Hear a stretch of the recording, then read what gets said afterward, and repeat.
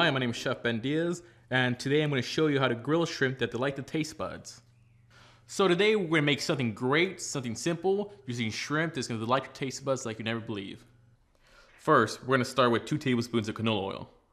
Next, we're going to add 6 shrimp, followed by 2 tablespoons of crushed ginger. Now we're going to add 2 tablespoons of green onions, followed by 2 tablespoons of chopped garlic. Cook down for 10 seconds. Now add 2 tablespoons of butter and season with salt and pepper. Flip your shrimp over.